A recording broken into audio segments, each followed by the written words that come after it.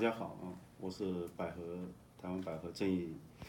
会的这个许代表。那我们今天呢，跟大家说明记者会，最主要是跟大家说明3件事情。我们在从12月4号开始在打马偕医院刘伯温的案子之后呢，经过1个多月来的努力呢，我们这个长老教会总会呢，他们对此事呢也已经是忍无可忍了。那据我们的了解呢，在2017年12月26号呢，长老教会已经正式发文给卫福部 ，OK， 那他们正式发文给卫福部的公文在这边。那他们发文给卫福部呢，最主要是3件事情。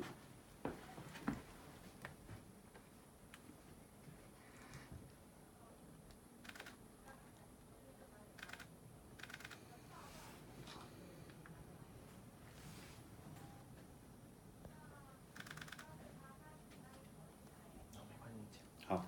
最主要是3件事情。第一件事情呢，就是说，因为这一届新任的马偕医院董事，他们的董事会的任期呢是到2018年的5月份就到了，第18届就要上去接了。可是刘伯恩等人呢，居然他们制定规定，也就是他们的任期呢是到107年的11月14号，这已经严重的违反教会的规定了。也就是说他们说了就算，等于说现在刘伯温等于就是马偕皇帝，好，我们称呼他为马偕皇帝，他说了就算。那这一件事情总会已经3令5申的告诉他不可以这样做，可是呢，总会的议决呢、公决呢也都决定了，在11月份的大会也都决定了，但是刘伯温呢还是一样，一味孤行，因为他现在已经是马偕的皇帝了，对，他说是11月就是11月。那针对这一点呢，我们有稍微去了解，也就是说，在马偕医院第17届的董事会15名成员里面，到目前为止，据我们所知道，总共14名的成员都愿意配合总会，在今年的5月份交接，唯独就是刘伯温一个人坚持要到11月14号交接，所以这又是刘伯温违法乱纪的一项，这也就是总会呢给卫福部的第1条。那第2条来讲的话呢，就是说他们在也就是说总会向卫福部说明，当刘伯温他已经没有资格再去当董事了 ，OK， 这个就相对应我们新闻稿上面呢，在我们新闻稿上面写得很清楚了，就是刘伯温失势惨败。怎么说他失势惨败呢？也就是说，在今年呢11月13号，今年的11月13号，在北部大会的七星中会，也就在我们台北这边的七星中会呢，刘伯温他们在选第67届的中委长老选举的时候呢，刘伯温以36对76票惨败，刘伯温36票对76票惨败，也就是说他已经失去了七星中会的中委长老的身份。那更表示什么？表示他已经不能够再担任长老教会任何事业体的董事。那其实刘伯温过去一直说我们在介入选举，好，我们在怎么样，啪啪啪。可是说句实在话，这个上面最好的证明，刘伯恩在今年的11月，他就已经失去中委的身份了，选举已经结束，而我们百合争议是12月4号才开始打这件事情，所以由此可见，刘伯温根本就是在胡说八道，欺骗媒体，欺骗人民。好，再来。教会总会呢，给卫福部的第3条呢，就提到了，近日来呢，因为这个百合正义会呢，不断的对他们提出来各种的质疑，还有就是诉讼，我们告他们背信，就是因为这个私设3家公司跟新竹 REBOT 案的问题，那总会也希望卫福部可以依法调查，依法办理。这个呢，就是我们今天要说的3个重点，有没有什么问题？刚刚是说到说那个总会那边是不是有发函给卫福部，然后目前的有没有给一个回应呢？因为我们跟在这边来讲，我们也是刚好要跟全国的观众说明，台湾百合正义会呢，跟长老教会总会我们是没有关系的，那我们跟马偕医院董事会也是没有关系的。只是说我们这一次的目标跟总会的目标是一致的，就是除弊、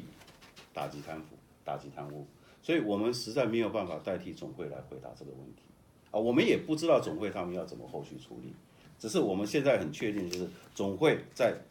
2017年的12月26号，针对着这几件事情，已经向卫福部提出公文，希望卫福部能够秉公依法行政调查。目前卫福部有进度吗？就我们百合会这边了解。目前来讲，据我们知道，卫福部似乎有受到很多方面的干扰，目前的进度还是一直没有前进，受到很多方面的干扰。那讲到这一点呢，卫福部现在来讲，跟马偕医院彼此都是用公文书的往来，这让我们觉得很奇怪。一个这么重要的一个弊案，居然两边就是公文来公文去，公文来公文去。据我们知道，目前已经有2到3份的公文在相互往来。也就一个重要的弊案，除了在11月份一次的调查面报之外，后面就是公文来公文去，公文来公文去，这简直是在儿戏嘛！你说这里面没有人在护航，没有人在干扰，我想全台湾人民不会相信的。是。上次因为有提到，就是那个前部长邱文达，因为他有担任那个马偕的董事的角色嘛，对。那因为不晓得说上次呼吁之后，邱文达这边有没有进一步的动作，或者是有没有要辞？因为上次就是已经呼吁他应该要利害回避这件事情，这样子。这一件事情来讲的话，我们相信前部长是已经知道这件事情了，但是至于他做什么决定呢？这个我们到目前为止，不论是在教会还是在马偕医院呢，我们是都还没有得到更进一步的讯息。对，目前我们还在等待。因为刚刚有提到就是刚公文往返，然后因为又有一个前部长在里面这样子的角色，是不是会变成说外界对这件事情的处理会有一些疑虑呢？是，不只是外界疑虑，我们百合正义会也疑虑，大家都疑虑。对。那接下来你们还会采取怎么样的方式，或是去？接下来的话，我们在想说，如果说今天既然总会的已经发函了嘛，那表示呢，我们百合会的所有的行动目标跟总会的目标行动是一致的，那也让大家知道说，我们确实不是在介入派系，也不是介入选举。那在这种状况之下呢，我想下一次的记者会，如果说他们再没有所表示，在刘伯恩这些人再不自动辞职的话呢，下一次的记者会我们会抛出一个非常大的一个震撼弹，好，大家拭目以待。是。